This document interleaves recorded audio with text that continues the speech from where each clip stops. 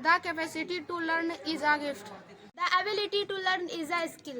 The willingness to learn is a choice.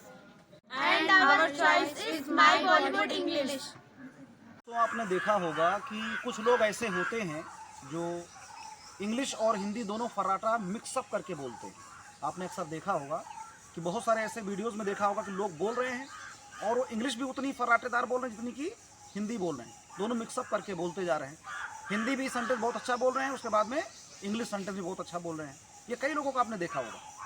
तो ये क्यों होता है मैं आपको बताना चाह रहा हूँ कि 2-4 लाइन एकदम स्पीड में हिंदी बोला, उसके बाद में इंग्लिश भी फर्राटा बोला, तो ये कैसे हो सकता है? और जबकि दूसरा व्यक्ति अटक जाता है ना, वो फिल्ट्रेशन की प्रक्रिया से गुजरता है, यानी सोचते समय अटकता है, ट्रांसलेट करता है, तब बोलता है। कई लोग ऐसा इसे करते हैं। तो आपको ध्यान देना है कि ये क्यों होता है और उससे कैसे निजात पाई जा सकती है। आज का वीडियो बेजोड़ वीडियो है इसी टॉपिक पर। तो मैं बताने जा रहा हूँ कि किस तरह से आप इजीली जो है अपने ब्रेन को थॉट प्रोसेस में लगा सकते हैं, यानी ब्रेन आपका इजीली आपके थॉट प्रोसेस को ग्रैब कर लेगा और जैसा आप कमांड देंगे ना, वैसा ही फर्राटा स्मूथली, कॉन्फिडेंटली और वेरी इजीली आप इंग्लिश बोल सकते हैं। ये कई लोगों ने ऐसा ही किया और ऐसे ही लोग करते हैं। ये बहुत बड़ा राज है कि जो फर्राटा हिंदी और इंग्लिश दोनों बोल लेते हैं, है ना, वो कैसे बोल लेते हैं। तो इसमें आपको क्या करना पड़ेगा, देखिए, इंग्लिश में सोचना पड़ेगा।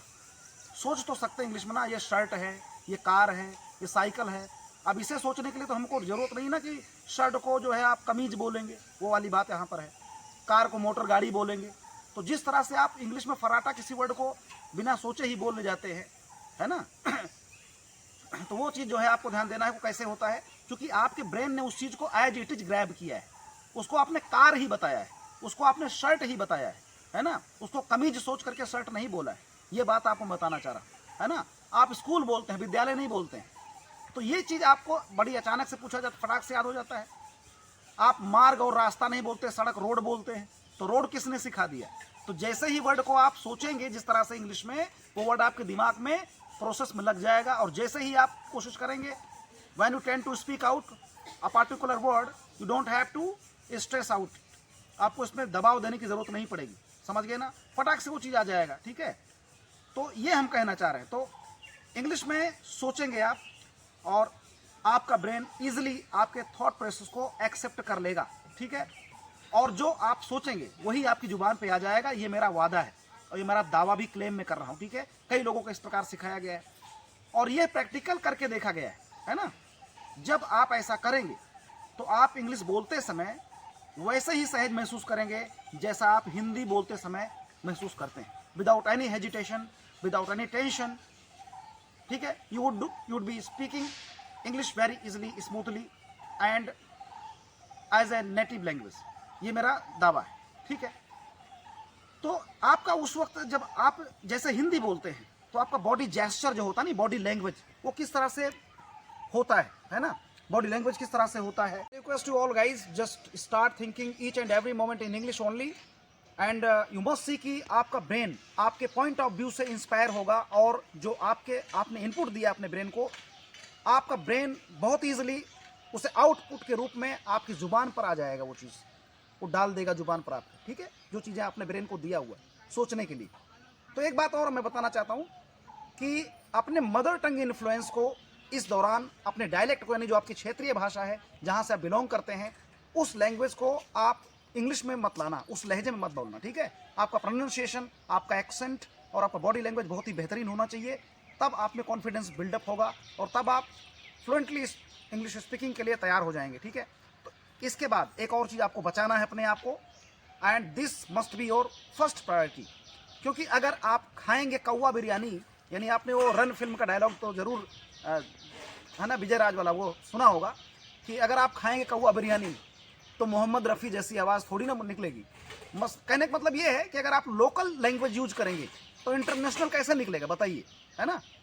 तो इसके लिए आपको ज़्यादा कुछ नहीं करना है, बस अपने थॉट प्रोसेस को स्पीड अप देना है। ठीक है, जो कुछ भी आपने ऑब्जर्व किया, देखा है, सुना है, उसे इंग्लिश में सोचने के लिए आप तैयार कर लो अपने आप को। ठीक है, यानी आपको सोचना है कि इसकी इंग्लिश क्या बनेगी। जो भी आपने सोचा, आपने कुछ भी सोचा तो इसकी इंग्लिश क्या होगी, इस तरह से आप जो है अपने को तैयार कर लीजिए। पहले इंग्लिश बनाना पड़ेगा आपको, पहले हिंदी और कुछ कुछ वर्ड इंग्लिश के, दोनों मिक्सअप करके फिर सेंटेंस बना करके ना इंग्लिश के, उसके बाद में स्पीड अप दे दीजिए अपने ब्रेन को। धीरे धीरे वो वर्ड से सेंटेंस को सोचना शुरू कर देगा।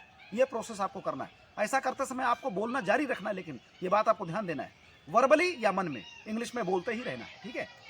छोटे छोटे सेंटेंस में, छोटे छोटे फ्रेजेस में जोड़ करके आपस में इनको मिक्सअप करके और बोलते रहिए, और आप देखेंगे कि आपसे गलतियां जो हैं वो धीरे धीरे, ठीक है, होंगी, गलतियां धीरे धीरे होंगी, लेकिन वो सुधरती रहेंगी।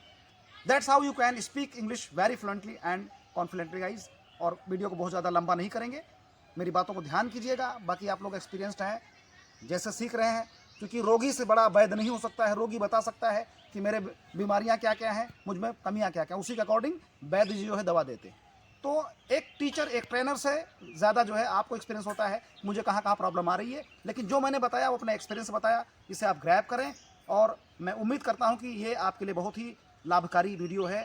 सो अगर पसंद आया तो प्लीज़ इसे लाइक करें, दूसरों को भी शेयर करें, और नए हैं तो प्लीज़ चैनल को सब्सक्राइब करें। इस पर बहुत सारे अच्छे अच्छे कंटेंट आपको दिए गए हैं, उन कंटेंट को आपको यूज़ करना है और अपने अकॉर्डिंग यूज़ करके इंग्लिश में अपनी इंप्रूवमेंट ला करके बोलते रहना है guys. Thank you so much for watching this video. Have a nice day.